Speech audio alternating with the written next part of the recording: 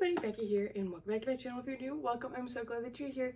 Today we are doing this sew along for my Dahlia Pants, and this is my latest pattern that I have released, and today we are going to be sewing them up. And these pants have quite a few options. Actually, they are a woven pant pattern. We'll start with that. And you probably could do them with knit. I haven't tried it. I don't really see any reason that you couldn't. They are loose fitting. I would think maybe size down one potentially for a knit fabric, and two for a knit fabric you could just use a 1/2 inch seam allowance and just serge them. And you would probably want to do the waistband in a different method. You could do it the same method because it is you put elastic in and it pulls it in, but it would just be a lot easier to just sew it on like a regular casing elastic for knit. And with that, this pattern is all finished with French seams. There is not a single exposed seam in this pattern in any style. And a French seam might seem scary, but it's actually really simple. You're basically just sewing every seam twice. And for me, the hardest part of a French seam is remembering that you have to do it backwards first. So instead of right sides together, it's wrong sides together, then you trim it, flip it, and then sew it again. So your seam is all enclosed. And you could do this pattern without doing the French seams. It does have 1/2 inch seam allowance included total, and you would just sew everything with a 1/2 inch seam allowance and then finish it with your preferred method. It would sew up a lot quicker to do it that way. So then you would just have to either use pinking shears, zigzag the edges, or serge the edges. But a French seam is a lot stronger and it looks so good and professional. And you don't need any special machines or tools or anything to do it. I do recommend having an iron when you're doing your French seams. Even just sewing any woven, especially, you should be pressing your seams as you sew them. So with this pattern, there is a shorts length option, a crop length option, and then a full pant length option. And then within each of those lengths, there's a couple different options. The shorts have a ruffle hem, a scalloped hem, or simple hem. The cropped have a simple hem or a ruffle hem, and then the full length pant have a side slit option that starts about mid shin, and then you could do just a regular option with no slit, and then the slit option, you could leave it without the slit. I don't have it written in the pattern like that. You just kind of omit the ties, but the slit option does have an ankle drawstring with some ties in the middle of it. And that is the style I'm going to be sewing up with inseam pockets. There's also patch pockets or inseam pockets, and the inseam pockets are also finished with French seams. And that's probably the most complicated part of this pattern. I'm actually going to have a complete separate video of just how to do French seams on inseam pockets to get a little bit more in depth with that. For waistband, there's 2 waistband options, but 2 sizes. So you can do a simple waistband or a paper bag waistband, which is where it has the little ruffle on the top. And then you can do both of those in a 1.5 or a 3 inch elastic. So those are really your options. I'm going to be doing the 1.5 inch simple waistband, but I'll talk about how to do the paper bag waistband. It's very simple, not really much different than the simple waistband. And there's also the option for a drawstring. I won't be putting a drawstring in. I'm not a fan of them, but I do always write that in my patterns just to give you the option, and I'll talk about how we would add the drawstring, but again, it's pretty simple for that. I will link the pattern down below with a special discounted link that will be good for 2 weeks from the date that I release the video. And so I'm not 100% sure when that'll be right now, but I will put that in the description with the link of when that expires, so that you can grab this pattern and sew it up. I'm going to be using a rayon linen from Sincerely Riley. This pattern is written for like a flowier woven, and you want it to have a little bit of drape so it's not really big and poofy. But linen is great, cotton gauze, a lighter weight cotton is good. Just something not super stiff is what you're going for. And I linked some of my favorite fabric shops that you can check out if you are needing fabric online, because I know we can't go to Joann's anymore. So there's a couple that I highly recommend. I've bought from all of them. I love them all. I would not recommend a fabric shop if I hadn't bought from them and hadn't had a great experience with them. So you can check those out, and anything else I mentioned in the video, tools or other tutorials or anything like that, I will also link down below. But other than that, let's get started.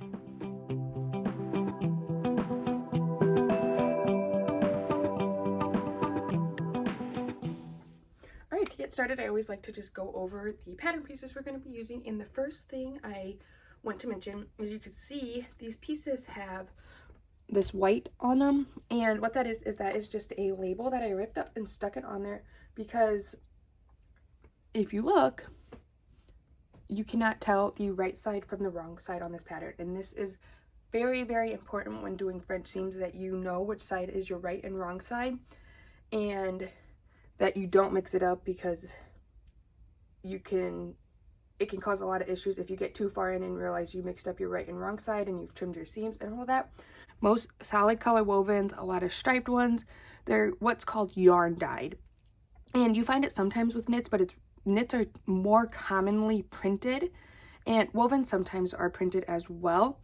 But with wovens, it is very common to have yarn dyed fabric, which means instead of sticking a picture on the top of a piece of white fabric, the threads are dyed and are all one color before the fabric is made, so it looks identical on the front and back, and it can be hard to tell.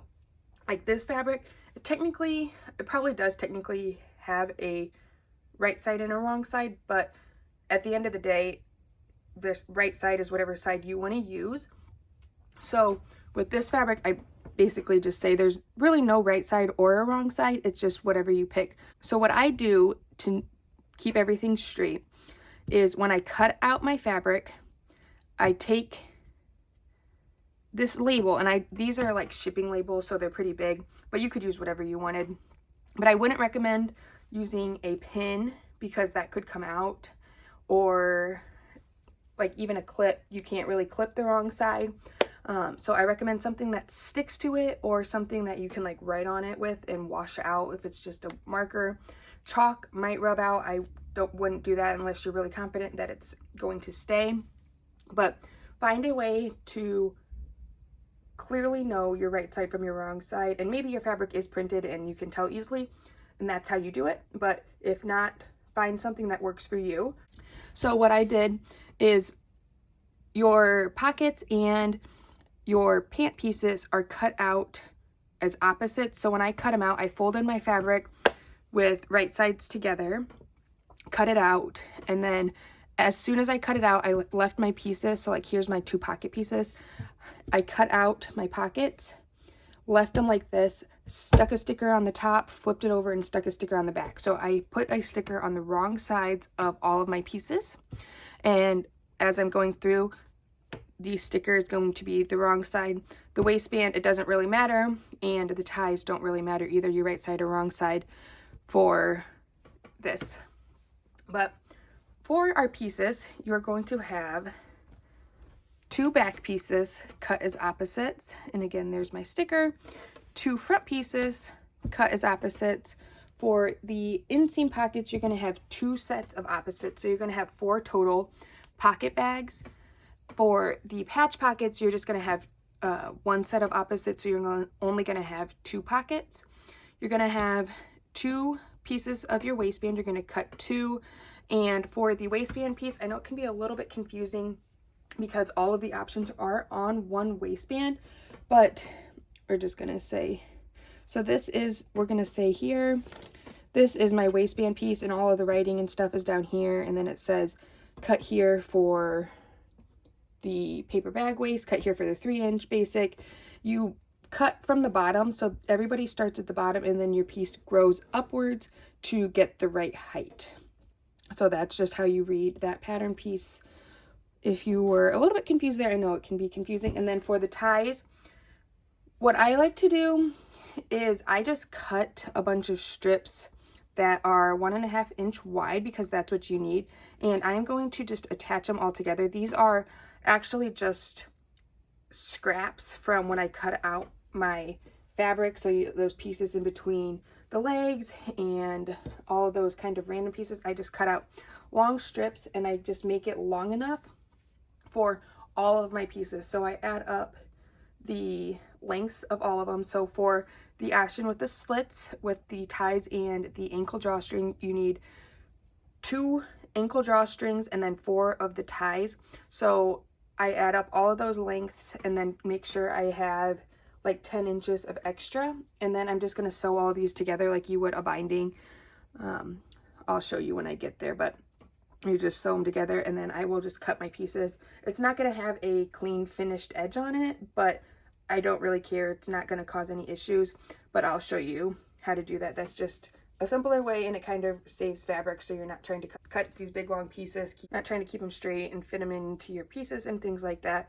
So that's just how I do it. And the one thing with these, they are not pattern pieces. I just have them in the cut chart. It would have required quite a bit more pages, like 2 or 3 pages just to have them.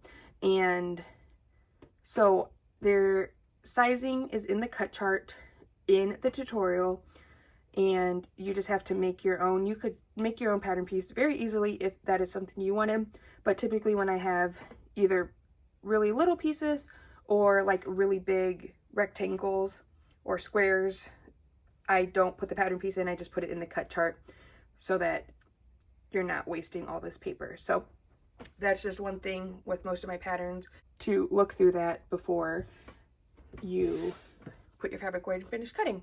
So the first thing we're going to do is we are going to take out our front pieces.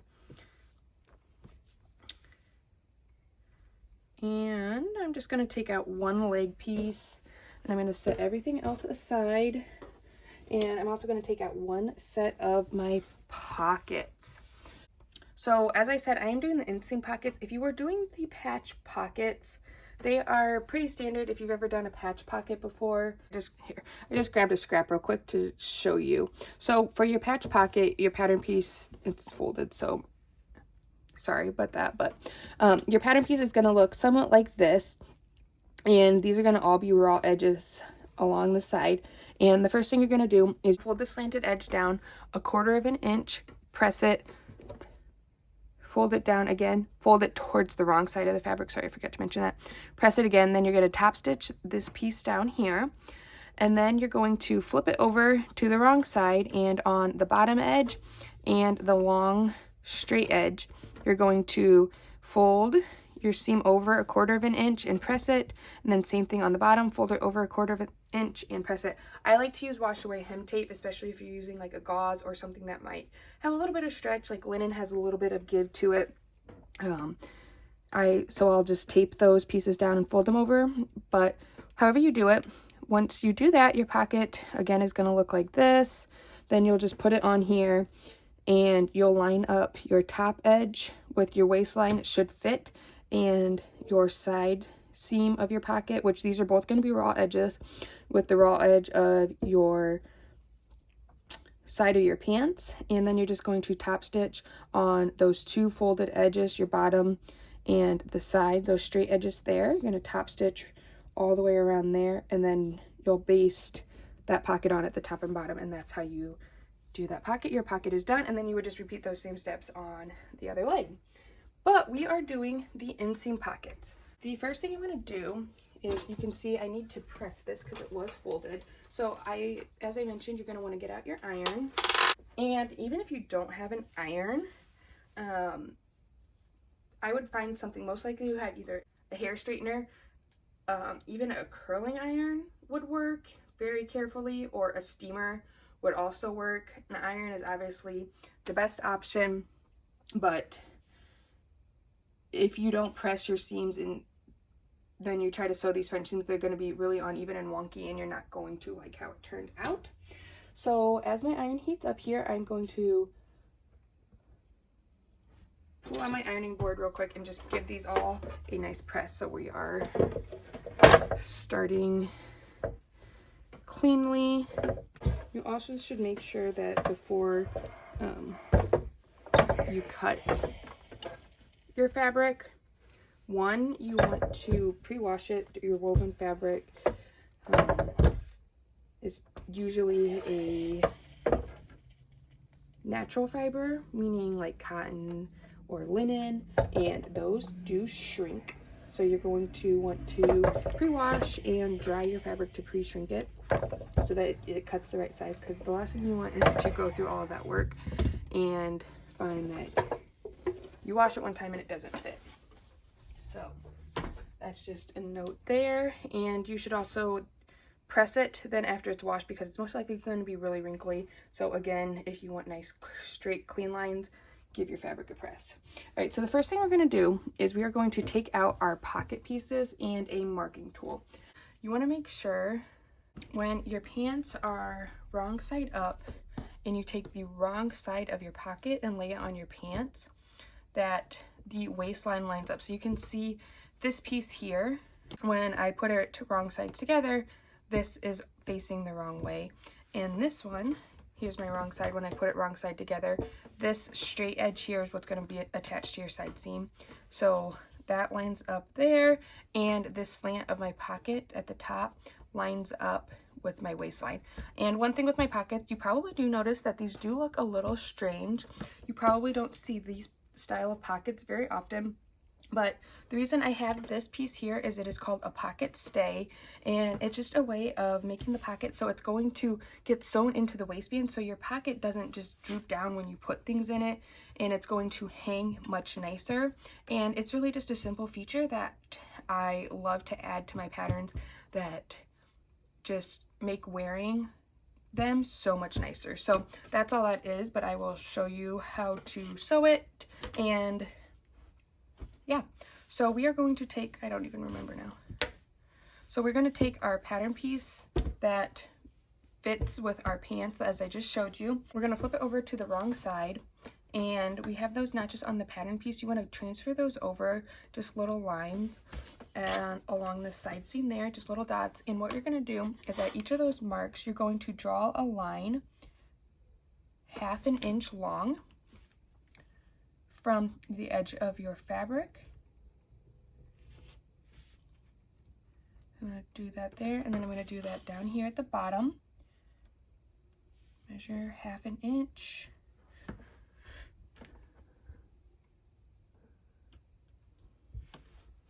And then we are going to take a straight edge, and at the edge of both of these points, so it is 1/2 inch in, we are going to connect those lines.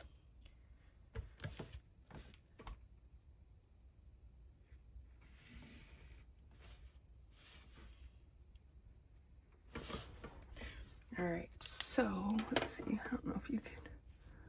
So there is that line there.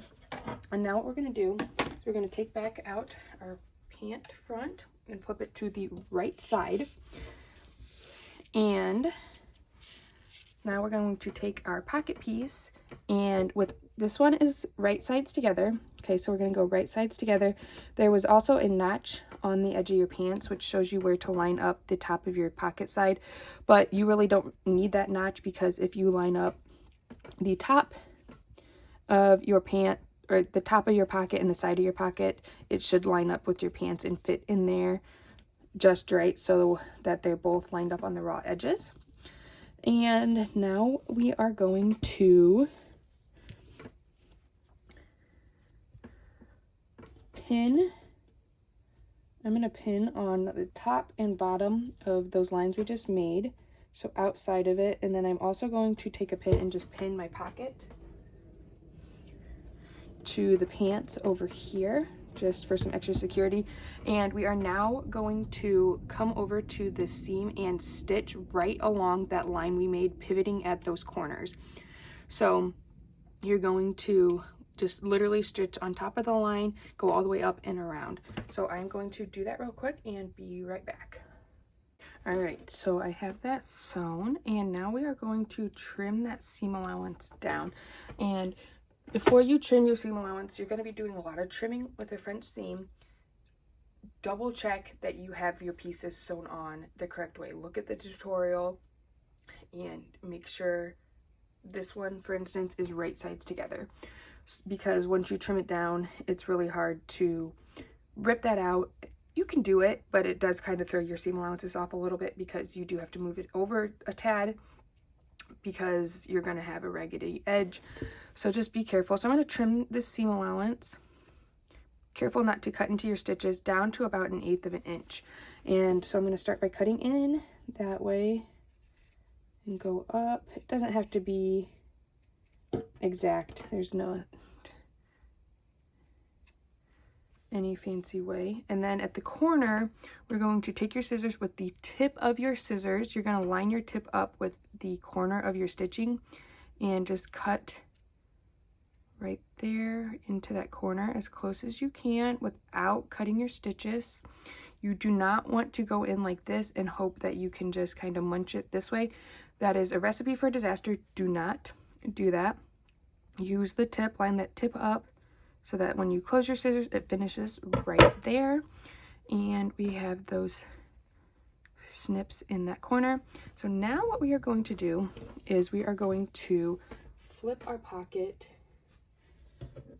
over to our wrong side. So now it is wrong sides together, and we're going to turn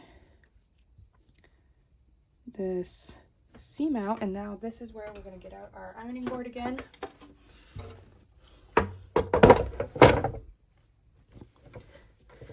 And we're going to press this seam. So we want there to be no extra fabric. That seam is just going to lay very nicely. It's not rolling to the front or towards the pocket. And just press that. And then you can see we have these little tongues there as well that are sticking out and still lined up. And I'm just going to leave my ironing board here now for a second because we are going to continue to need it. So now we're going to take our pants and we're going to flip our pocket back open and kind of bunch the pants up and pull it away so that we can get access to these little lips here. And so you can see I have the wrong side facing up. We are now going to take our other piece of our pocket bag and lay it on top with wrong sides facing together. So I have my stickers facing each other, wrong sides facing, and we're just going to line up all of those edges. And let's see, I'm going to use my clips here. This long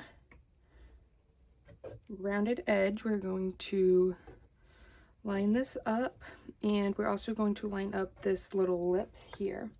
I'm going to just put a pin there, and then we're going to come over here and line up this small curve. And we are now going to, with a 1/4 inch seam allowance, we're going to stitch this curve here, and then we're going to stitch all the way down here and pivot at this point and finish off at our raw edge. So I'm going to go do that real quick and be right back. All right, so I have that sewn, and now we're going to trim our seam allowance down again. And so I'm going to just trim this. You can use regular scissors or pinking shears. Trim it down to about 1/8 of an inch. This is a curved edge, so you could go in and clip it just to make it lay a little bit nicer. At this point here, we will clip into this corner again. I'm going to do that at the end, but we're just going to go around. And I actually usually prefer to use pinking shears. I don't know why I grabbed these scissors, but pinking shears just help keep the fraying down while you're sewing, so that if you're messing with it and things, it doesn't fray and then you don't have those little random frays sticking through. But regular scissors will work just fine. You may switch, I don't know.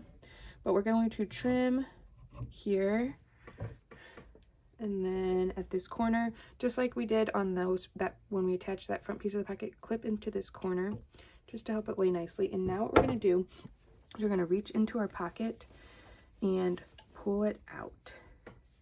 So now those seams we just sewed are on the inside. So now we're going to lay our pocket flat, and we are going to press so that that seam is laying nice and flat up our pocket.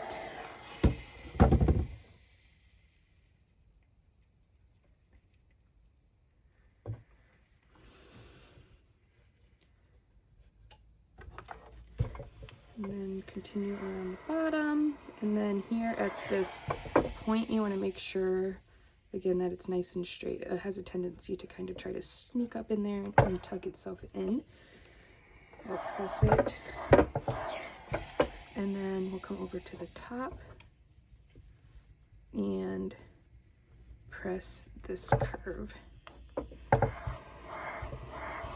Now what we're going to do, once you have that all pressed, so you can see here why this pressing is important. That pocket was really just trying to like pull into itself, and if you tried to just top stitch it there, you would have had things all wonky and on top of each other, and it just would not have looked nice. So now we're going to just take this over to our machine again, and we are going to sew around this again exactly how we just did, using 1/4 inch seam allowance. However, this time my seam is rolling a little bit.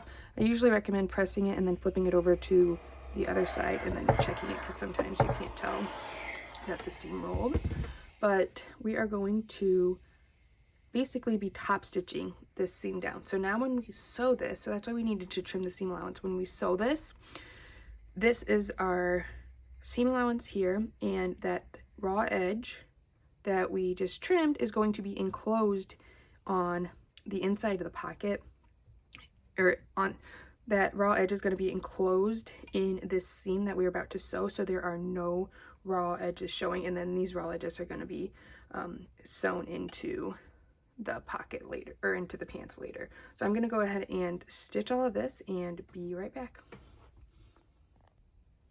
All right, so I have that sewn, and so you can see here this seam, hopefully you can see at least there, and then on the inside of your pocket, when you flip it out, it still has this nice clean seam line, and you shouldn't see any of that raw edge sticking through. So you can see there I have some stragglers. I just pulled those out. That's going to usually happen. You might have a couple. If it doesn't pull out very easily right away, we'll want to snip it, because you don't want to snag your fabric, because that means it's still attached. But we have that, and I am very, very sorry. I completely forgot. I jumped over the step. When we first sewed this first pocket piece on, and we sewed along that line, and then we trimmed it, snipped it, and then flipped it over and pressed, we needed to top stitch this little indent right here. So I was still able to go back. You can still get in there and do it, but it's definitely much easier to do without attaching the pocket bag first. So make sure that you do that step before you attach the pocket bag. Unless you were following along with me, apologize about that. Go back ahead in and just top stitch that. You can go on this side as well and top stitch that. You could get away without top stitching it. So this is just going to, I'll show you here. When your pants are sewn, the outer leg is going to come right here. The only thing is if you don't top stitch it, it's not going to enclose this raw edge there. So you do need to finish that seam, or you could like understitch it down to kind of prevent fraying. But then our very last step is you are just going to baste the top of the pocket bag. You're going to line it up, make sure it's laying flat, line it up with the top, and you're just going to baste that pocket bag to the top, and you have put in your inseam pocket, and then you just will repeat that step on your other pocket. So I'm going to get this basted, get my other pocket attached, and then I will meet you back here. All right, I got my pocket sewn on both of my pant pieces now, and I got that basted, and I did forget to mention baste that at 1/4 inch, then that way you don't have to worry about pulling the stitching out after. So just do a 1/4 inch seam allowance, basting, and there's my pocket. So now we are going to work on sewing our crotch seam. So I'm going to take my front pant legs, and with wrong sides together, again, wrong sides together, we're going to line up our crotch seam here and clip down that edge. And then we're going to also do the same thing on our back pant leg. So I'm going to do that at the same time. So again, we're going to take our back pant leg and line them up with wrong sides together. I'm going to keep saying that so we don't mess it up. And I say we because I don't know how many times in sewing up samples for this pattern that I did it wrong. And I don't want to do it wrong for you guys on this video, and I don't want you to do it wrong. So wrong sides together, match up your crotch seam, and we are going to go and sew both of these using a 1/4 inch seam allowance. So I'm going to do that and be right back. All right, so I have those sewn, and I don't know why I didn't mention, I'm just not thinking of it, but if you weren't doing the inseam pockets or the patch pockets, you would just skip to, this would be your first step here. So I'm going to now trim my seam allowance, and I am using my pinking shears here. As I said, I switch. I do like to use the pinking shears more on this curved edge because I can get a little bit closer and still leave a little bit more seam allowance in that seam, so it kind of notches it out to make that curve lay a little bit nicer.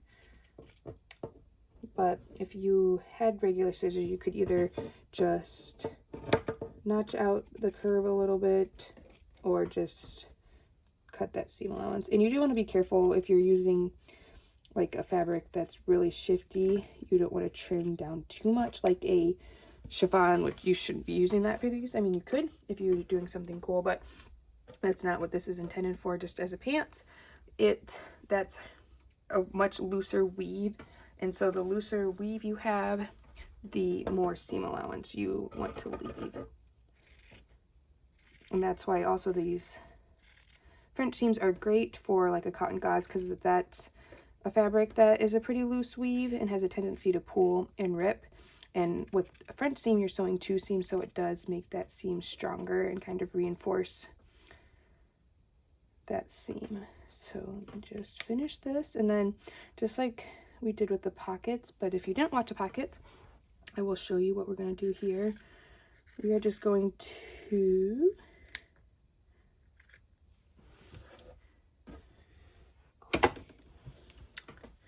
going to show you on the back pants here. We are going to take our pants and flip them now so that they are right side together, and line up this seam here, and then we're going to press the seam. I'm going to take this over to my ironing board and press it. I moved it off because I realized you guys couldn't really see this color on the ironing board.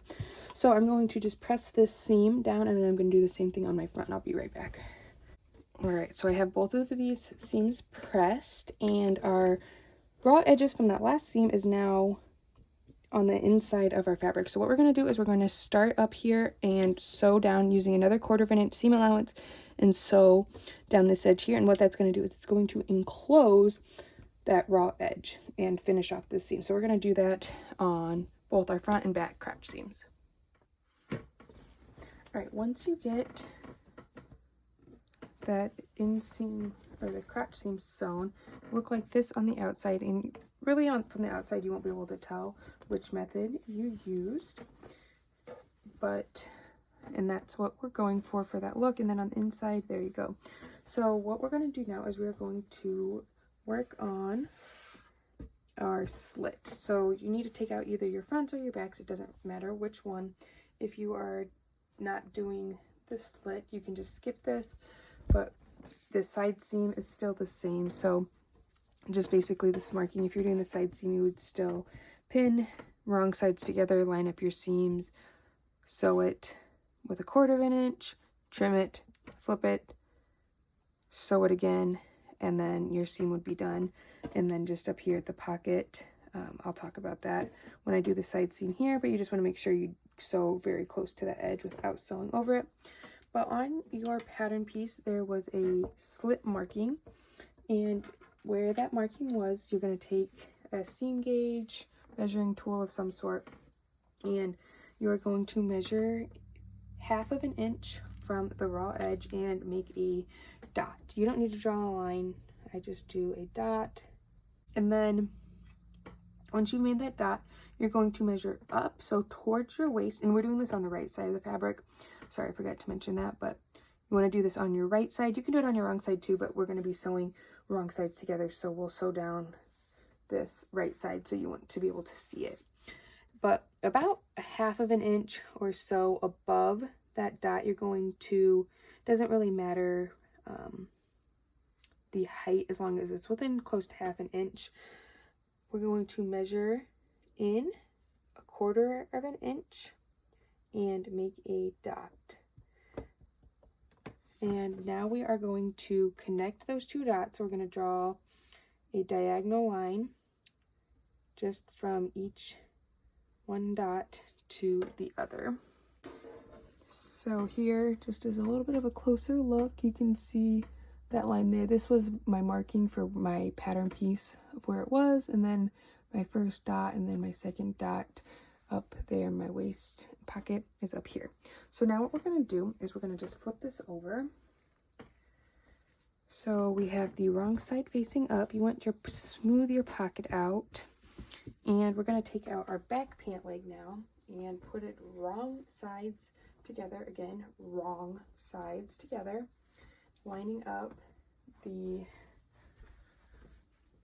side edge. And here at the pocket, you just want to make sure your pocket is laying flat as you pin it. And you're just going to pin or clip down this side seam to where that slit marking is. And with the slit, I forgot to mention this, but it is very important that if you are unsure about the slit height / slit height or placement on your leg, to check it. Hold the pants up to yourself, look and see where that hits. If you need to, baste the sides together and stop at the slit, because doing this method of using a French seam to create a slit, there's really no going back from it. So if you need to adjust the slit after you do the French seam, good luck. You're not going to have very much luck doing it. It's not going to be great unless you take some of that seam allowance, take some extra seam allowance out of your pants. So just double check that you like where the slit marking is. Look at the finished measurements, see the height. These are drafted for 5'9", and I know inseams can vary in height, but if that just gives you kind of an idea, if you're 5 foot tall, you're probably going to want to shorten the pants, and you're going to want to shorten that slit marking. The slit is meant to hit kind of below the knee, maybe 7/8 of the way up the calf, 3/4, 7/8, somewhere around there. But you can always adjust it to what you want it to be. So just make sure it's where you want it before you sew it. And if you are doing the non-slit version or the shorts or the crops, you would just continue sewing or pinning this down all the way to the ankle. And now we're going to go over and we're going to sew using a 1/4 inch seam allowance again and sew down this side seam. If you were doing the slit, this is where it's very important. We are going to sew on the side that we made our marking on. So I'm going to flip it back over to the front here. And here is my marking. So you're going to sew all the way down, and 1/4 inch. This marking was at 1/4 inch. So sewing straight down, your seam allowance should bring you right to this marking. And you're going to then, when you hit here, you're going to leave your needle down, lift your presser foot up, pivot slightly, sew here at an angle, stopping right at that mark. Don't go past it, stop right at it. You can backstitch and you can backstitch right there, just keeping it nice and straight. So your seam is going to go all the way down and then just at a little bit of an angle right there at the end. If you're omitting the slit, you just start up here, that same 1/4 inch seam allowance, and sew all the way down to the ankle or the hemline, depending on the length that you're doing. So I am going to go sew this seam here, and you can see my pockets here. That was kind of folded flat, or folded up there, and I just flattened it out. So the pockets, we're just going to go and sew here, and at 1/4 inch, we should be halfway to our pocket, and then just keep sewing down. Again, just making sure that these little flaps don't get folded down when you're sewing. All right, so once you have that sewn it will look like this. And again, we have our right side facing out. And now we are going to trim down our seam allowance once again. But the biggest thing here, and I'll show you down here before I do this, where I sewed. So you just sew right along that line that you made right there. And now we are going to cut down our seam allowance. Gonna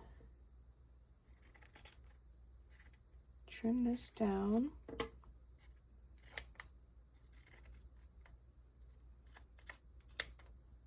I'm using my pinking shears here. Again, not required.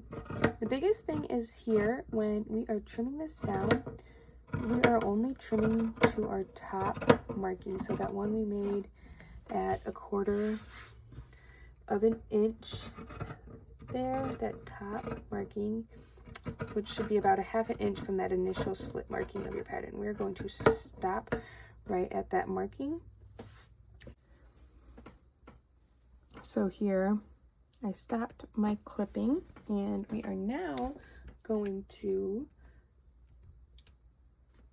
take a pair of straight scissors. You don't want to do this with pinking shears. You're going to take straight scissors, and I like to go from kind of this corner from where we stopped cutting. Because I used pinking shears, it's not as clean.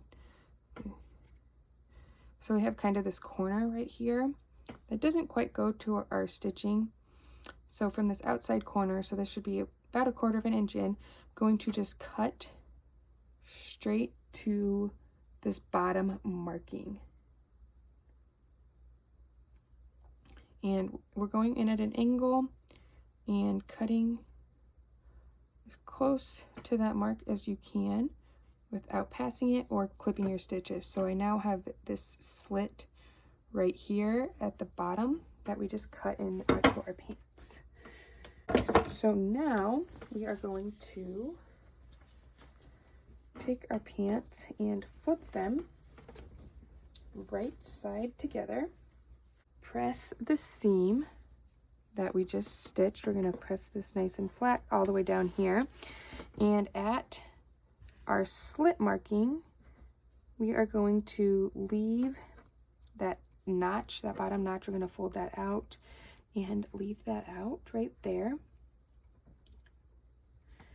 And once you get that pressed and all nice, we are going to sew down here again using a 1/4 of an inch seam allowance. So a couple things down here, you should have this, it will be kind of angled. So here we're not going to follow that seam allowance. We're going to keep our seam allowance, our seam line straight and finish right here at this point. So it'll kind of angle down in there. And I don't have this pressed super nicely, but you will just sew straight and your seam line should finish right at that point. And then for our pockets, so we will be sewing over our pockets again here. And this is where we want to be really careful because our pocket opening is right here and we want to sew down this seam here, but you cannot see where that pocket opening is, but you can feel it. It's very obvious where that pocket opening is. So what you're going to do when you sew down this seam, you're just going to try to line your needle up right outside of that pocket opening. So basically kind of stitching in the ditch. You can kind of finger press it and make a mark where that seam line is, and you can kind of push the pocket opening out of the way as you're sewing down, just so you don't catch it, because if you do catch it, you're going to have to rip it out and redo it, because otherwise your pocket is not going to be able to be opened and your hand won't go in. We don't want that. So you just want to be very careful and cautious as you sew down here, and then you'll just continue sewing all the way down, again stopping at that point of your slit. So I'm going to go do that, and I'm actually going to go press it and then sew it, and then I will be back. All right, so I got this seam all sewn, and so here you can see where I finished my stitching. Here's where I cut in my pocket, and you can kind of peek in your pants, open it up, and make sure that you did not sew your pocket shut. This is what it's going to look like when it's done. That seam, your pocket right there, just going to kind of line up right with that seam line. And you shouldn't have any extra notch or anything right there. It should line up perfectly. All right, so now I brought my ironing board up here and I just threw a piece of white fabric over it so that you guys could see, because I know that this does blend in. Sorry, I noticed that after I started originally. So we are doing better now, but let me move it down here. So what we're gonna do is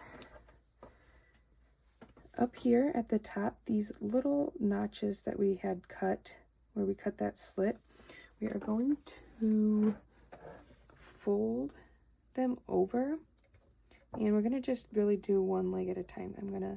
Or one side of each leg at a time. So this is, just gonna put a washer there to weigh it down. So here we are just going to fold this down so that it is basically at a 90-degree angle with the raw edge, and just press it so that that folds. So it basically is just going to give us a nice clean top. I'm going to do that on this side as well, and we are folding it down towards the wrong side.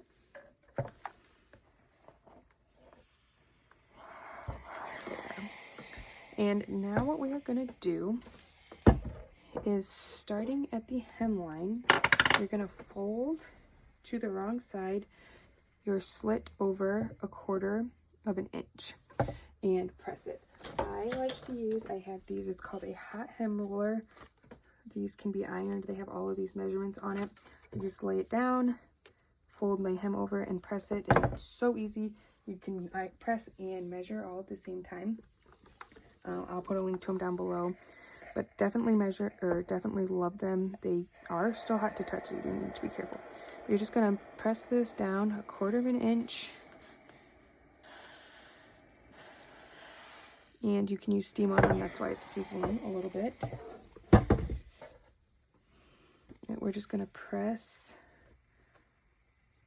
1/4 of an inch all the way up our slit, and then when we get to the top, that little piece that we folded over is just going to fold down still towards that wrong side, so it just gives us a nice clean finish up here at the top.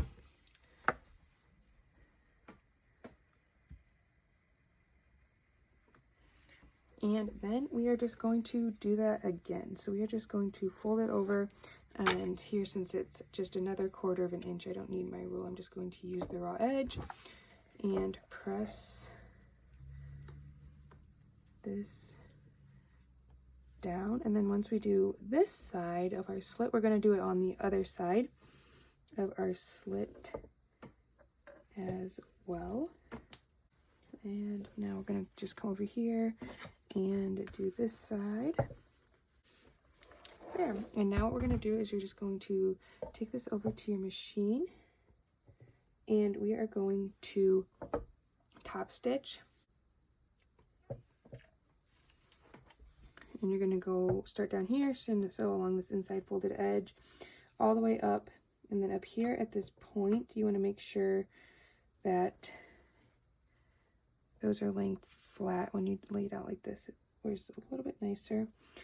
And you're going to sew across right here, just straight across, making sure you catch this top edge as close as you can as you sew across there, and then sew all the way back down. So I'm going to go do that, and then I'm actually going to do the other slit, and then I will be back.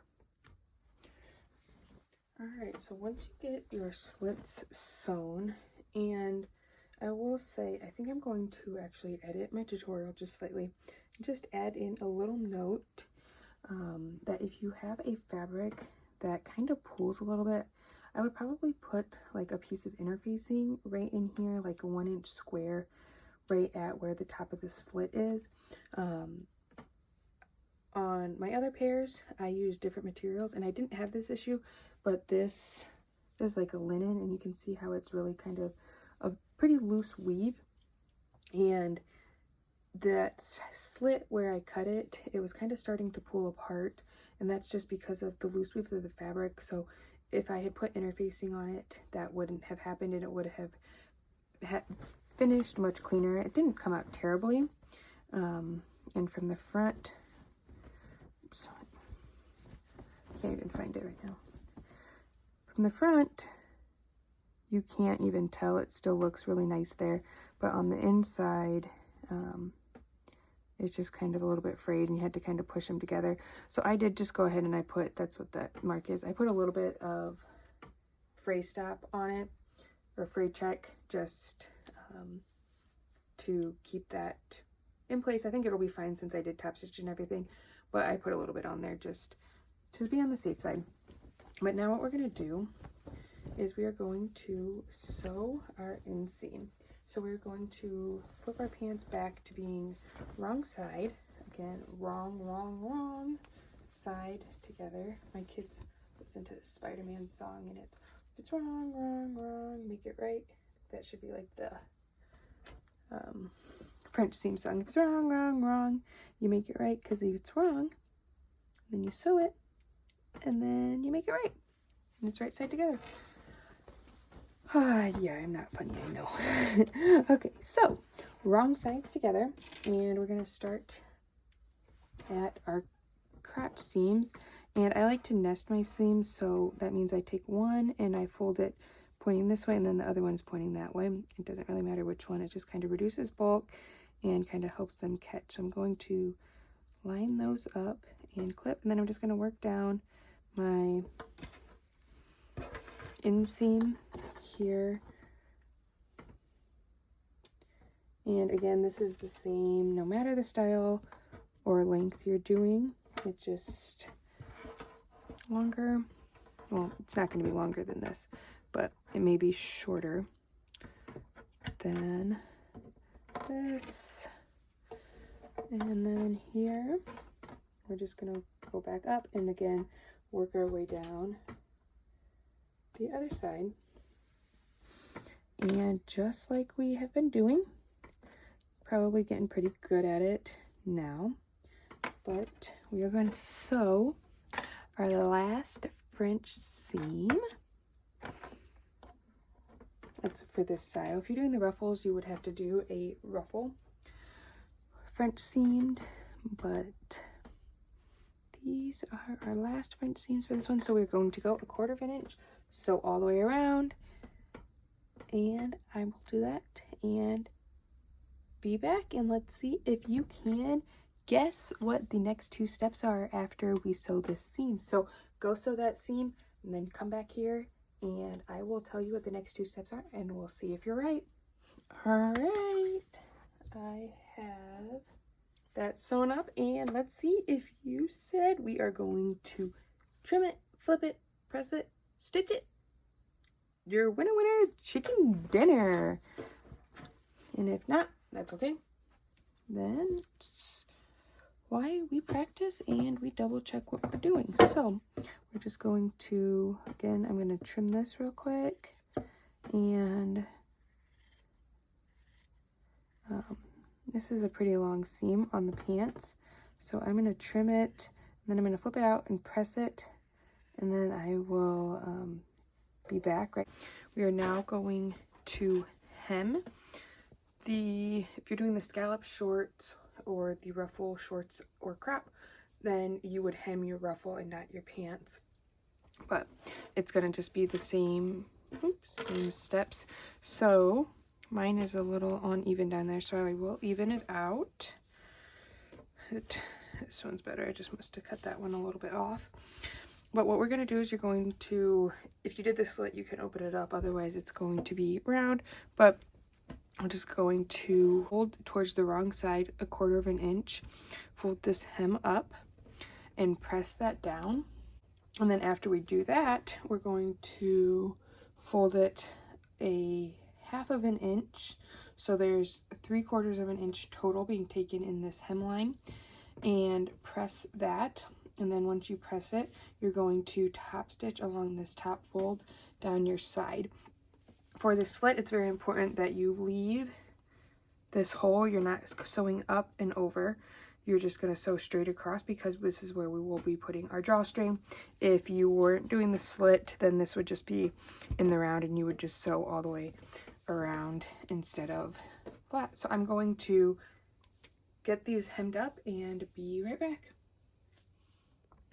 Alright, so once we get that hemmed, we are going to set our pants aside. If you are doing a drawstring, the ankle drawstring, or these ties on the slit, this next step is going to be here. I believe I have the drawstring information for the waistband down further with the waistband, but it's the same process, so I'm just going to go over it now with you guys. And I know I talked about how I like to do my drawstrings a little bit differently, and I do them the same method. I just like to do it all at once. I'm going to show you how to do it, and then I'm going to show you how I like to do it. And the way that I have it written and the way I'm going to show you here is really the right way. It just gives you a clean edge finish at the edge, and the way I do it, I just make a big one and cut it up so you don't have a clean edge, but I don't have issues with it fraying or anything, and nobody can really tell, and it's just a lot quicker for me. So just a little tip. And again, I always say a pattern is a suggestion, the instructions are a suggestion. Do it how you want, do it works for you. And yeah, it doesn't really matter if you follow the instructions exactly or not. But what the first thing you're going to do is we're going to fold over this end here towards the wrong side, and you're going to fold that over 1/2 inch and press that down. And then what you're going to do once you have that pressed, you're going to fold it again with wrong sides together, matching up this long edge here, and we're going to press a memory crease in the center of our strip. So I'm going to go do that real quick and be back. All right, so I have this pressed and folded in half, and now we're going to open it back up, and we are just going to, again, leaving this open, we have the wrong side facing up, and kind of finger press that back open. We're going to take this top raw edge and fold it down to that center fold we just made, and then we're going to take our bottom edge and fold it up to the center fold so that those raw edges are meeting in the middle at that center fold, and then you're going to press it all the way down. So I'm going to get this pressed with the top down. I usually do the top all at once and then go back and do the bottom, and it'll kind of press out the center fold, but once you have your top raw edge pressed down, then you can match that back up. All right, so I have those pressed, and here's that end you can see, and then you're just going to fold that back over, matching up this folded edge all the way down, and press it. I already went ahead and did that while I was over at my machine just to make sure it lays nice again. And then you're just going to take this and top stitch about 1/8 inch from this double folded edge all the way down, and then you've created your tie, and you're going to do that on the ankle drawstring and your other ties. The only thing with the waist drawstring is, I think, sorry, I'm not jumping ahead in the tutorial to check this, but I believe you cut 2, and then you're just going to sew it together in the middle, and then you will do that same thing, and you'll just have a longer piece. So for what I like to do is basically what I just showed you with the drawstring, is I just cut out 1.5 inch strips. I cut them as long as I can out of, for the most part, these scraps in my fabric. So a lot of the time it's even cut against the grain, but it doesn't really have any issues as long as I'm not cutting it on the bias. As long as it's still perpendicular to the grain, I don't have any issues with it. And these are really more just for looks, and they're being sewn and folded, so you're not going to have any issues with that. So I like to cut out like the pieces out of like along the inseam where there's kind of those random chunks, and just other places along that selvage where there's some extra, and use those strips. So you can see I have I have a bunch of strips here that are all different lengths, but they're all the same width, and the width is what's important. And I would recommend, if you're going to cut some against the grain, cut them all against the grain, or do like 2 separate chunks, because you don't really want to mix and match the grain. So what I do is you can attach them like I just showed you, where you just line up the short end and you sew down here, and then you trim that seam allowance. Or you could do I don't really know what this is called, but it's like a diagonal attachment, where you're going to take it and you're going to sew here. This is how you typically make like a bias tape, and you're going to sew diagonally from this corner to the edge to the outer corner of your bottom piece, and then you'll trim it, and then when you open it, it just gives you do that, and it gives you a diagonal seam instead of a vertical seam, so it doesn't keep that bulk all right in one spot where your seam is. That seam line is kind of dispersed throughout that diagonal angle. And then I just sew all my pieces together. I create my strips. I do everything just like this. I just don't fold over my edges at the ends. I just do like I did here. I fold it in half and press it, and then I fold my ends up. I fold my raw edges in and press it again, and then fold it in half, and then I just cut it down to the lengths that I need. And that is what works for me. So you can do it whichever way that you want. Or you could even use like a pre-made bias tape. I wouldn't really recommend that. Those usually are pretty thick and bulky, but you could use like a drawstring or a ribbon, or really whatever you want for these strips. I would just cut them the same length as what I have listed in the tutorial. So I'm going to go ahead and get all of my ties and everything sewn up, and I'm not going to do the drawstring for the waistband, just as a note, so this isn't enough for that. I don't like them. I don't put them in any of my stuff. So these are just for the ankle ties and the slit ties. Alright, so I just wanted to show you, I haven't sewn this yet, but here is my whole strip, and I have it folded and pressed all the way down. And I did forget to mention, what I do is I add up all of the lengths that I need. So in this instance, the tie I multiply by 4, and then I add in 2 of the ankle ties widths, and that's how much I'm going to need of it finished. So to account for these seams, I usually add 2 inches per piece that I'm sewing together to account for the seam allowance, just to give me a little bit of extra to work with. So meaning if I have 5 pieces sewn together, I'm going to add 10 inches to the total, which I think for this one it was like 115 inches, something around there. And then I just made sure I had some extra before I sewed it. And here is where I sewed those angled seams. You can see, so that seam technically goes like this, and then you trim it, and then that way it's thinned down a little bit. You don't have to do that. You could just do a straight seam, but then you're going to have a lot of bulk just right at that seam point. But because these are in ties, it's really not that huge of a deal, however you want to do it. But then I'm just going to take this over to my machine and sew down the entirety of this fold, and then I will just go and measure and cut it to get the lengths I need for all my pieces. So I'm going to go sew this real quick and then cut it up and be back. Alright, so I have all of my ties ready, and so I clipped them, and then I did go ahead and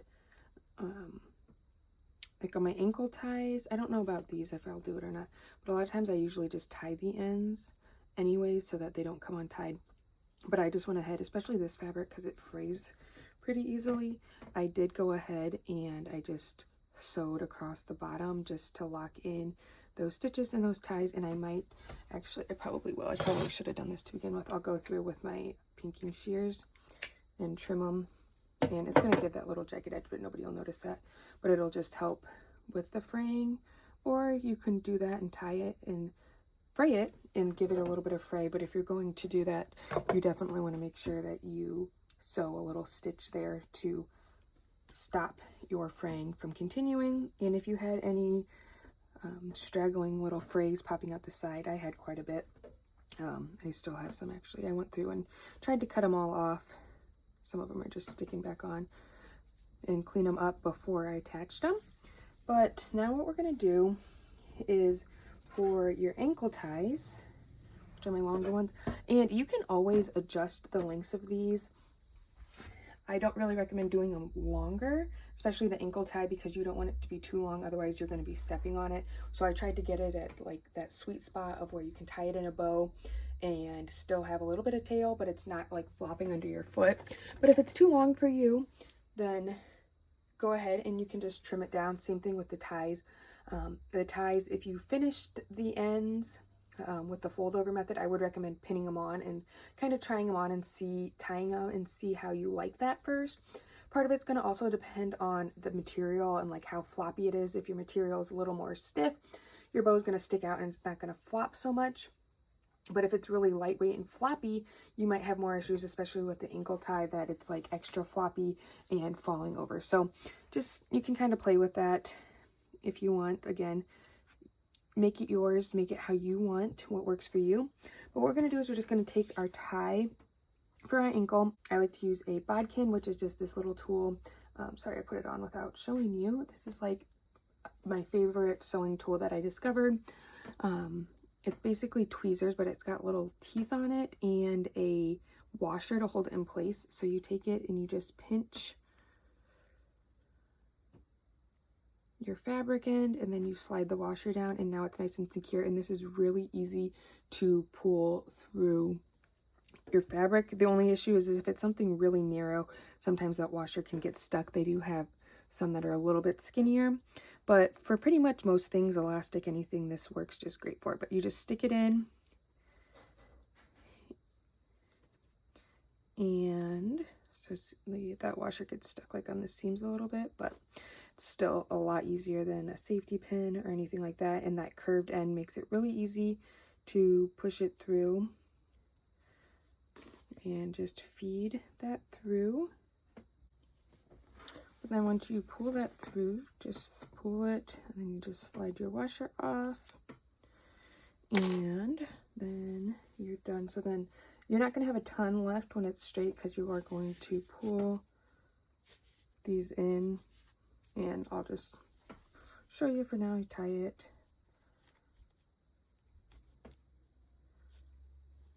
And so you can see how this fabric is relatively structured, and it is a nice straight bow.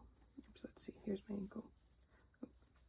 So it's nice and straight, and it's not flopping down under the foot. But again, that's just going to kind of depend on your fabric that you use. But then I'll untie this now for the ties. Oh no, okay, I'm right. Sorry, I was thinking that I was going to need 8 ties, but you don't, because you just put 2 on. So what you're going to do for the ties is you're going to come to your slit. You're going to measure down 8 inches from the top of that slit about, and you're going to take your tie, and on the wrong side, you can just go straight to pinning your tie on, or you can mark it. And this slit should be, or this marking is going to make it be at about halfway from in between the top of your slit to your ankle. If you adjusted your slit height, you may want to kind of play with these tie markings, but you're just going to, on the wrong side, overlap the end of your slit.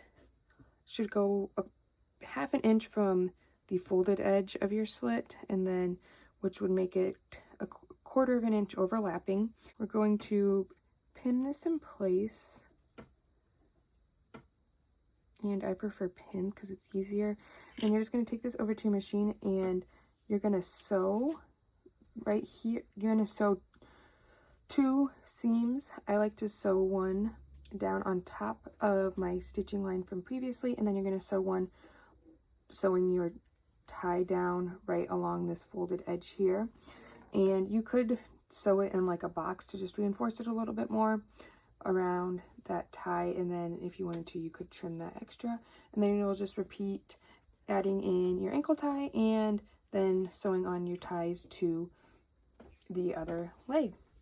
All right, I have all of my ties sewn on and everything is looking great. And now we are on to our last step. Okay, well, not the last step, but the last part, and that is the waistband. And then we are done.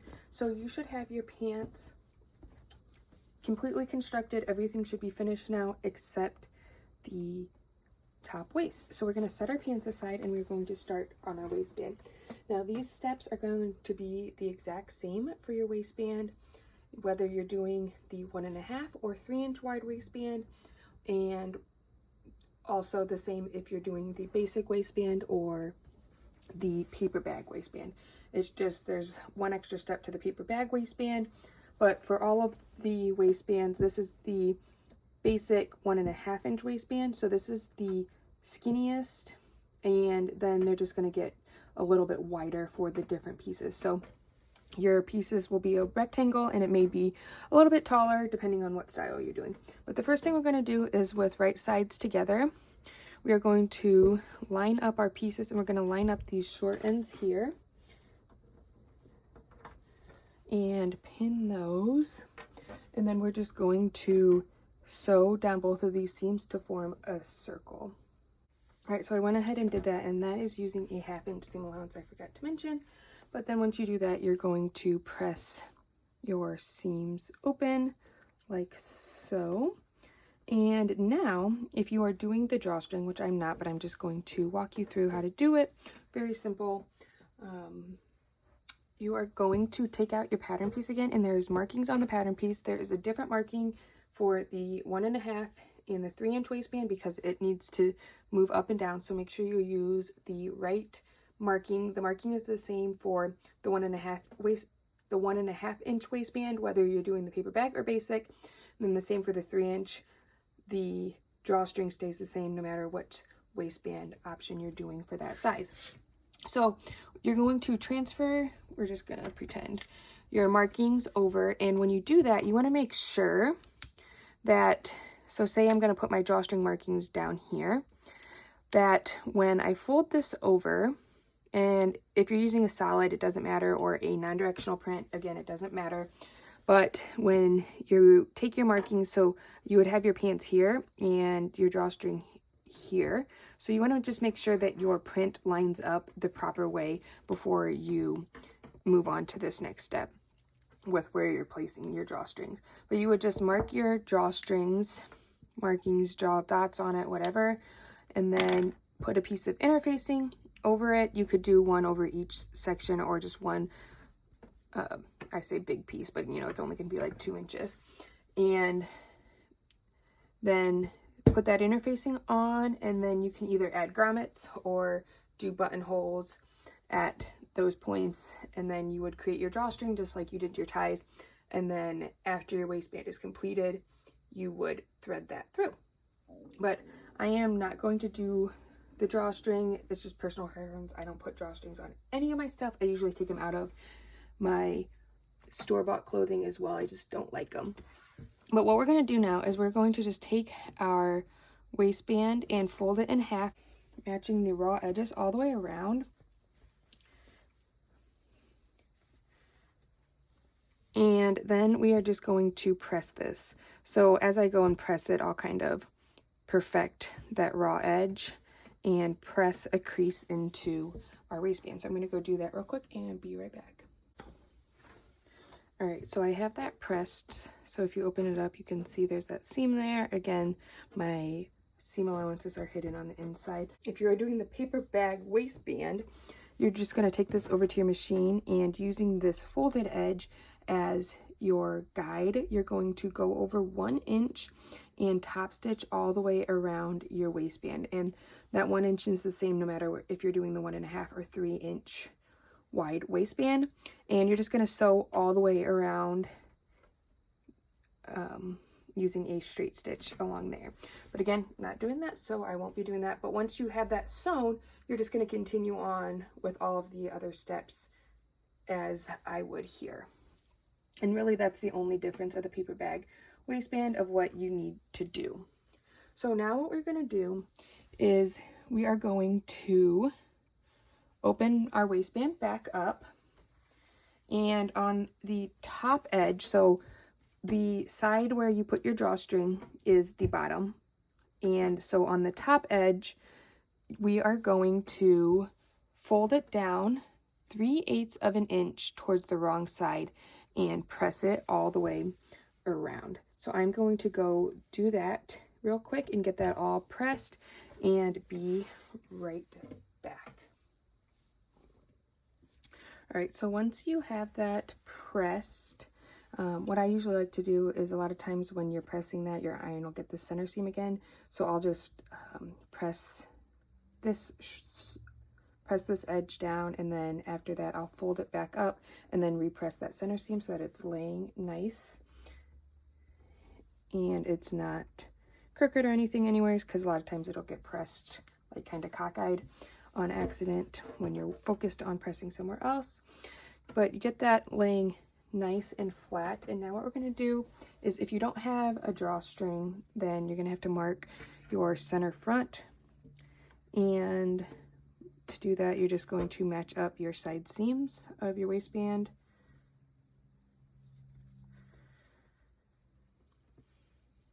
Maybe. Okay, that shouldn't be that hard. All right, find the side seams, and then where this match up your side seams here, and then where my fold is, that's my center front, which also is your drawstring. So if you have your drawstring, that just kind of marks your center front. They would be right there. And it doesn't matter if you don't have a drawstring which side you use for your center front, just one of the folds. And then we're going to take our pants out, and we are now going to pin our waistband to our pants. But first we are going to unfold our waistband, just at least at this center fold. You can leave the bottom unfolded. And then we are just going to take that spot where we took our center front, and with right sides together, so you want to make sure you are putting the right side of your waistband down, we're going to put our center front to our center front crotch. And so if you have your drawstring, your grommets or buttonholes should be right here on this part. If they're down here, then your waistband is upside down, and you're going to have to go back and make sure that that's right. But then we're just going to take our waistband and pin it down to the waist all the way around. Your waistband should fit the waist of your pants perfectly. It's a 1-to-1 ratio, meaning that your waistband and the waist of your pants are the same size. So you should be able to just slide these along, match them up. There's no stretching involved. Pin everything down.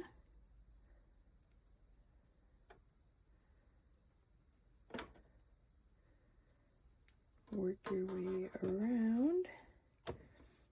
And if you did the pockets, they should be basted down, so you shouldn't have to worry about them. You just continue on kind of as if they're not there.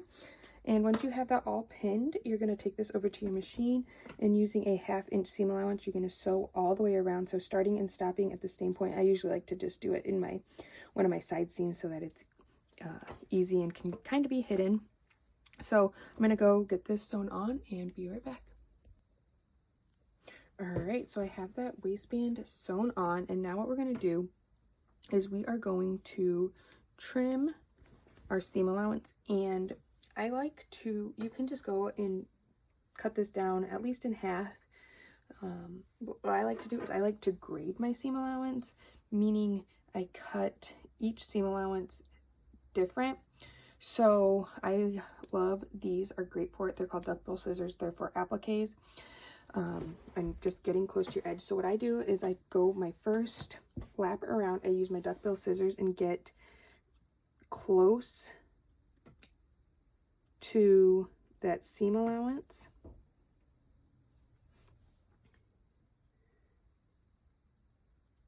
And cut it at about 1/8 of an inch, and just cut that all the way around. And this process of doing the waistband can be a little tedious. It's just, there's a lot to go to it to get it done nicely. Now, if you wanted an easy way to do the waistband, if you've ever put a waistband on to another pair of pants before, where you just fold the waistband in half, match up both layers to the raw edge, sew it on, leave a hole, add your elastic, you totally could do that. You're just not going to have that nice clean finish, but I highly recommend giving this a try because it just looks so great. But honestly, from kind of like what I talked about with the French seams, from the outside, you're really not going to be able to tell which method you did, but this one is great. So I'm going to trim this down to about 1/8 of an inch, and then I'm going to come back with my regular scissors and trim the top layer down to about 1/4 of an inch, so my seam allowances kind of make a ladder step there. So I'm going to go do that. It's going to take me a minute to get this all trimmed, and then I will be back. All right, so once you get that trimmed, you're also going to want to press that seam allowance up towards the waistband all the way around. I already went ahead and pressed that. And now for this next step, I highly recommend using wash away hem tape. That's what I'm going to show you doing. I'll show you how to do it without it, but it just makes it 1,000 times easier to do it with the wash away hem tape.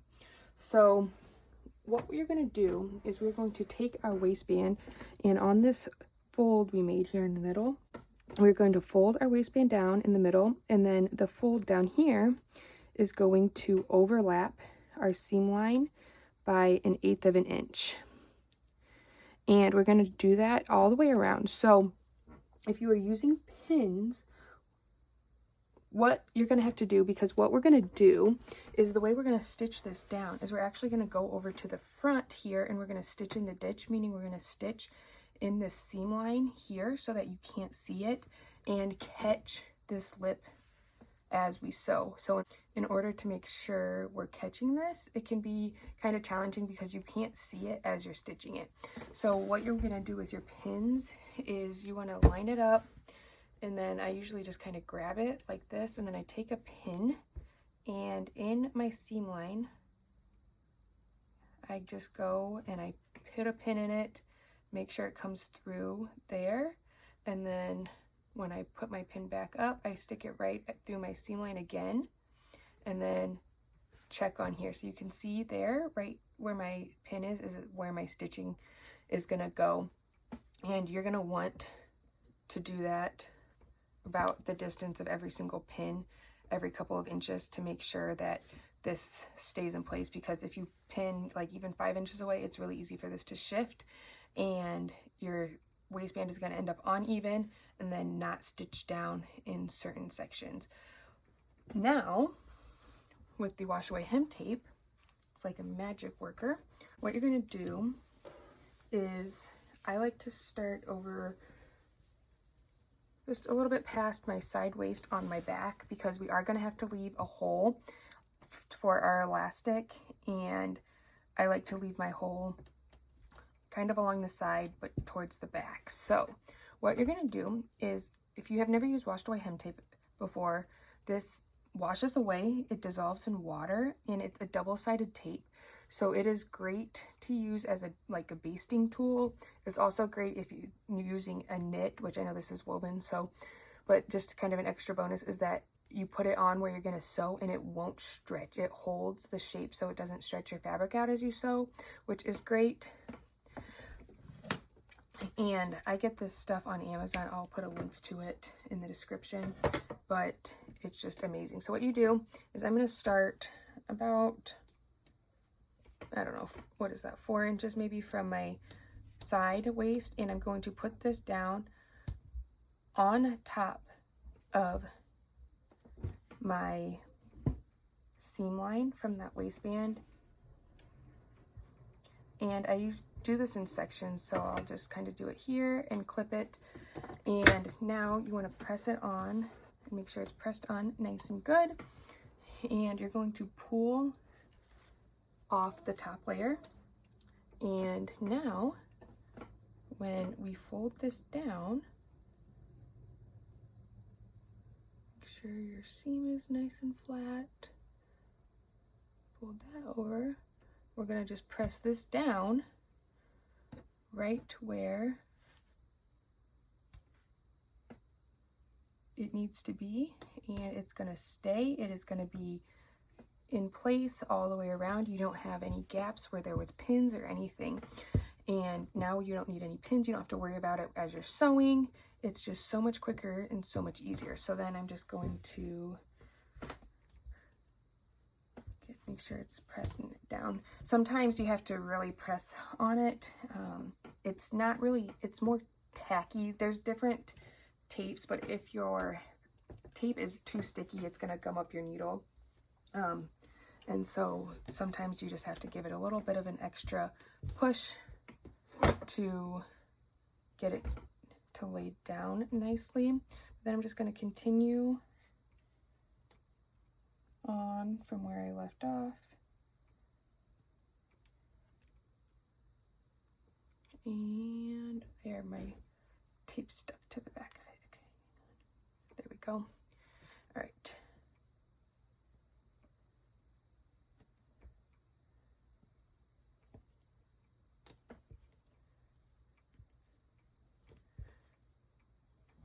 And just keep working your way around.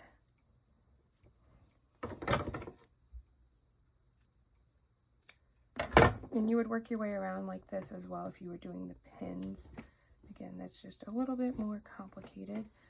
Let's press this down again. Peel it off. And then continue folding it down.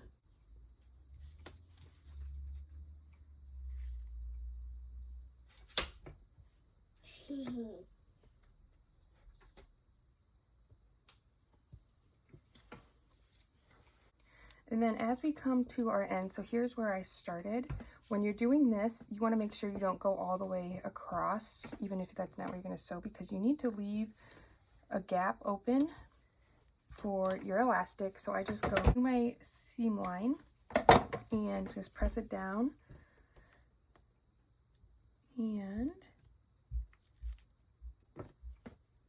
finish folding my waistband down to the edge there. And then what I'm going to do now, so you can see when I close that and finish it, it's all nice and closed up. But the first thing we need to do is we're going to take this over to our sewing machine, and as I said, we are going to stitch in the ditch. So you're going to go over and you're going to line your needle up right here in this seam line and try to stitch into that seam line as best as you can. Just go slow and steady. They do have special presser feet that you can get that kind of help with it and line it up, but you can totally do it without a presser foot. I don't use a special presser foot. Just got to go slow and steady, and I always kind of like pull a little bit on both fabrics, just very gently. I don't pull, just kind of put a little bit of pressure on it to make sure that they're not folded over. Like a lot of times the waistband has a tendency to kind of fold over and get stitched down on, but you want to make it so that you can kind of almost see your stitching from that seam you sewed in there. And you're just going to sew all the way down. If you're doing it with the pins, be extra careful. Continue to check that you are catching your seam line in there as you sew. And again, make sure you leave that like 3 to 4 inch gap in the back. If you're doing the 3-inch waistband, you're going to want to leave a little bit bigger of a gap just so you can work with that elastic a little bit easier. So I'm going to go stitch in the ditch on this waistband and be back. So you can see on the front here how that stitching is pretty hidden in there. And then on the back, you're going to have just this small little lip all the way around. And that is perfect. So now we are in the home stretch. We are almost done. So the next thing you're going to do is you're going to get out your elastic and you're going to look at the size chart, the cut chart I have in the tutorial. It'll tell you what size to do, but I always say, and I put it in there as well, you should always stretch your elastic to the max as much as you can a couple times before you cut it so that you know that it's already to its best recovery that it's going to be.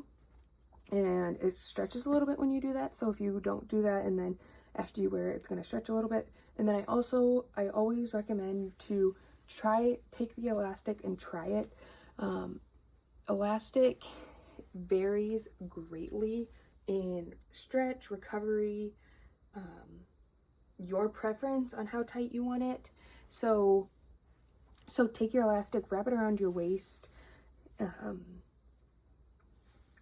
wrap it around where it's going to fall on whatever the pattern is, and see how you like it. You may need to add a little bit, you may need to take a little bit away. You always could thread it through your pants, baste it, try the pants on, see how it fits, and then go from there. If it's too short, you always could just cut another piece and sew the ends to it instead of having to cut a whole nother piece. But you just want to make sure that you are happy with your elastic size before you cut it. So now I'm just going to get that bodkin back out again that I used, and we're just going to go for our hole that we had, and we are going to thread our elastic through our waist. You want to make sure it doesn't twist on you as you thread it through. And you also want to leave a tail. So I usually leave about 5 or so inches.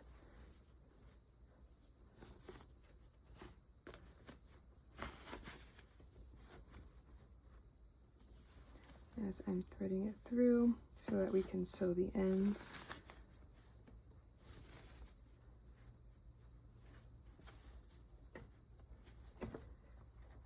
So that's about good. So now I don't want to pull it through the end anymore. I'm just going to kind of shift my fabric waistband around. And if you were doing the paper bag waistband, this would be the same step. You would just have that extra 1-inch piece up at the top, but you would just be threading this elastic through in between that ruffle and your bottom of your waistband.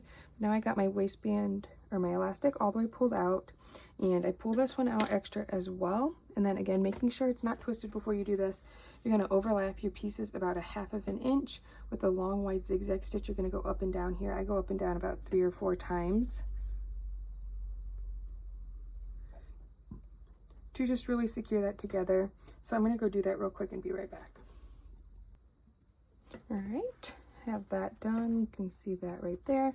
And then you're just going to pull your waistband to get that elastic to go in. And then you're going to get it to lay flat. And you may have to shift it. What I like to do here is I usually take my elastic and I fold it in half and just push it up to the top and put a clip on it so that it's up out of the way. And then we're just going to fold this down here and finish sewing that seam to close in our elastic. So I'm going to go do that real quick and be back. All right, once you do that, you could be done here. I wouldn't recommend just leaving it as is. If you didn't want to top stitch your waistband, well, one, if you're going to do the drawstring, I highly recommend top stitching it because it's going to shift in within your waistband. But if that's fine with you, you don't have to top stitch it. But if you're not going to top stitch it, run your drawstring through first for this step, and then at the center back, what I would do is I would take my drawstring, and if you don't have your drawstring and you're not going to top stitch it, hold on a second and I'll tell you what I would do for that.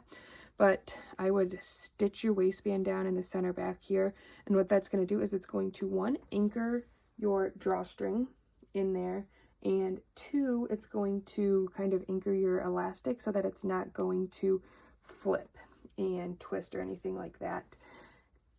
And so if you're not doing the drawstring and you don't want to top stitch, I would recommend stitching in the ditch on your side seam. So just go in the side seam here and stitch up and down to anchor your elastic in place. I do really recommend top stitching it. I think it just gives it a very, very professional finished look. If you have never top stitched elastic or you're concerned about doing it, I do have a full in-depth tutorial on how to do it, and I'll link that down below if you want to check that out. But it can look intimidating to do, but it's really not that complicated, and the more you do it, the easier it gets. I love doing it. When I first started seeing people doing the top stitching on waistbands, I was like, oh my goodness, how are they doing that? And then once I did, I was like, oh, that's easy. It looks a lot more complicated than it is. I like to do 2 rows of top stitching just evenly placed. So since this is 1.5 inches waistband, I would just do 1/2 inch from the top and then another 1/2 inch, and that will give me perfect thirds for this waistband. But you can do it however you want. Some people like to top stitch just along the top and at the bottom, however you want to do it. But I do recommend doing some form of anchoring your elastic down so that it doesn't twist and things like that in the wash and just not fit right. So I'm gonna go get this top stitched and finished up, and we are done. Whew. All right, I know that was a long one, but now you are done with your Dahlia pants. And like I said, I know it was a little bit longer, but I did want to make sure I covered all of the bases to make sure that you are able to sew these up with confidence and sew them up well your first time. And I know, like the French seams, I wanted to make sure that even in the tutorial, it's not just sew the seam with a French seam, because I know sometimes that's what happens, but I wanted to just go through every single step and make sure that I showed you how to do it and that you knew how to do it, like I said, so that you are confident in doing it yourself. The last thing I want is for somebody to get into one of my patterns and get confused or stuck on something that I could very easily help with. So that is why I put this video together. And there are multiple other options for the pants. I did try to cover them as best as I could in there. Really the biggest difference is probably the scallops, which I obviously did not cover the scalloped hem because that's kind of a completely different process than doing the French seams. So if you have any questions on the scallops, let me know. And that's really, I could just do like a video on how to sew scallops and a couple tips on that, because it's really not any different than just kind of sewing and following the curves. So I would be happy to help with that. And if you like this video, make sure you subscribe. And if you do sew these up, I would love to see them. You can share them in the SewBexx Patterns Facebook group or on Instagram and tag me in it so that I can see your beautiful creations. And if you have any other questions or comments, feel free to leave me a comment down below.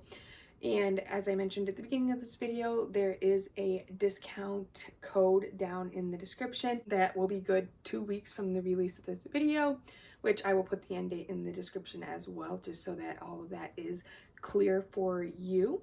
But other than that, I hope that you found this video helpful and that you do love this pattern. And if you don't have it, that you are going to go grab it so that you can sew it up and wear your Dahlia pants or shorts all year round, because the pattern is so versatile. So thanks for watching. Bye.